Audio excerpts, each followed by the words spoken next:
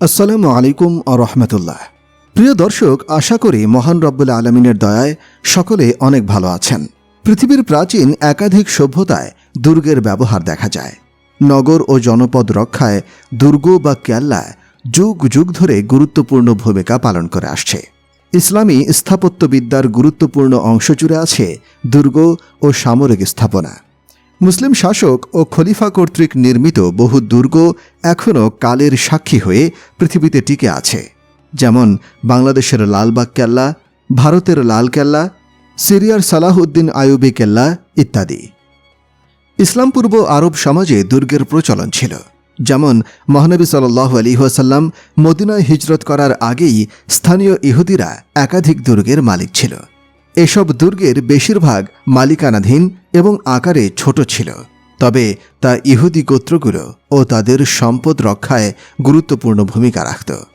পবিত্র কোরআনে ইরশাদ হয়েছে, তিনি কিতাবাদীদের মধ্যে যারা অবিশ্বাসী তাদেরকে প্রথমবারে সমবেতভাবে আবাসভূমি থেকে বিতাড়িত করেছিলেন। তোমরা কল্পনাও করনি যে তারা নির্বাসিত হবে, এবং তারা মনে করেছিল তাদের দুর্গগুলো তাদেরকে রক্ষা করবে আল্লাহ থেকে। সূরা হাশর আয়াত 2।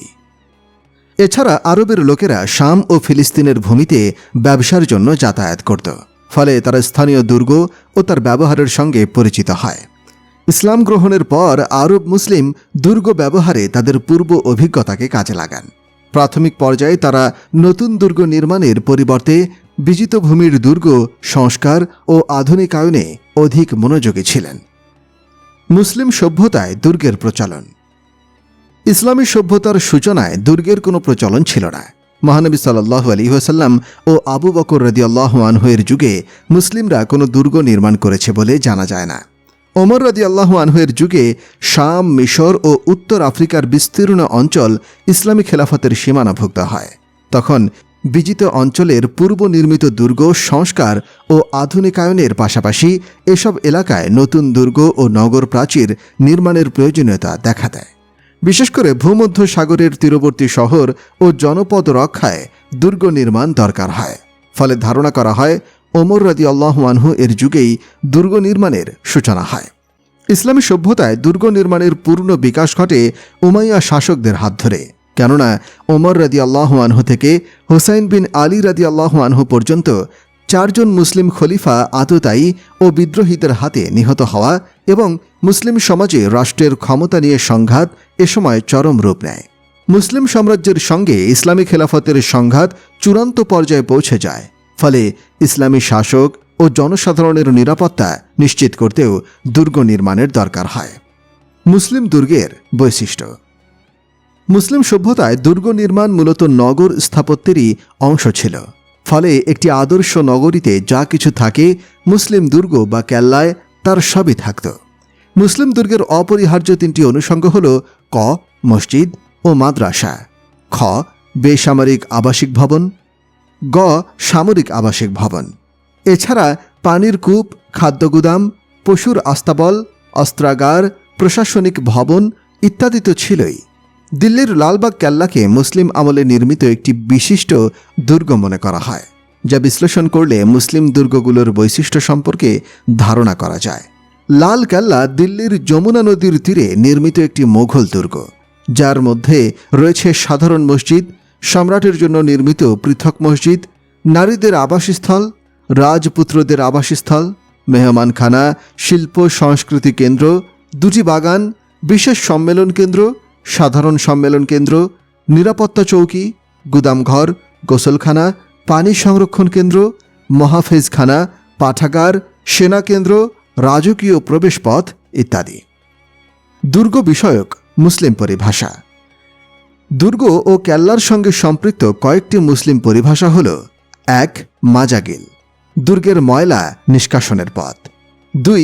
শাকিতাত, দুর্গের দেয়ালের গোপন ছিদ্র, যেখান দিয়ে আক্রমণকারীদের দিকে তীর, গোলা ও গরম তেল ঢেলে দেয়া হতো। 3.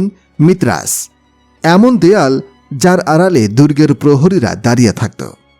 4. বারবাকান, বড় বুরুজ বা প্রতিরক্ষা ভবন, যা দুর্গের ভেতরে বা কাছেই স্থাপন করা হয়। সিঁড়ি বা সেতুর মাধ্যমে দুর্গের সঙ্গে যা যুক্ত থাকে। 5. মাশরাবিয়াত, দুর্গের ঝুলন্ত বারান্দা। 6. বাসুরা, দুর্গের ঘূর্ণায়মান প্রবেশপথ। 7. হাকিমুল কিলাহ, দুর্গের নিরাপত্তা প্রধান বা প্রতিরক্ষা কর্মকর্তা। 8. নিয়াবাতুল কিলাহ, দুর্গের প্রশাসনিক প্রধান, তিনি প্রকৃতপক্ষে শাসকের প্রতিনিধিত্ব করেন। 10. ওয়ালিউল কিলাহ, দুর্গের প্রবেশপথের নিয়ন্ত্রক। 11. নাকিবুল কিলাহ, দুর্গের দ্বিতীয় সামরিক কর্মকর্তা। 12. আমিনুল কিলাহ, দুর্গের ব্যবস্থাপনা কর্মকর্তা। 13. ওয়াকিলুল কিলাহ, দুর্গের প্রবেশপথ নিয়ন্ত্রণকারী দ্বিতীয় কর্মকর্তা। 14. নাজিরুল আমাইর, দুর্গের প্রকৌশলী ও নির্মাণ বিভাগের প্রধান। ঐতিহাসিক মুসলিম দুর্গ। মুসলিম আমলে নির্মিত ও ব্যবহৃত কয়েকটি প্রধান দুর্গের বর্ণনা দেয়া হল। 1. কিলআহ সালাউদ্দিন, মিশরের কায়রোতে নির্মিত ফাতিমি দুর্গ। 572 থেকে 579 হিজরির মধ্যে তা নির্মিত হয়। 2. কিলআতুল মাউদ, ইরানে অবস্থিত দুর্গটি দাইলামি গোত্রের একজন শাসক নির্মাণ করেন।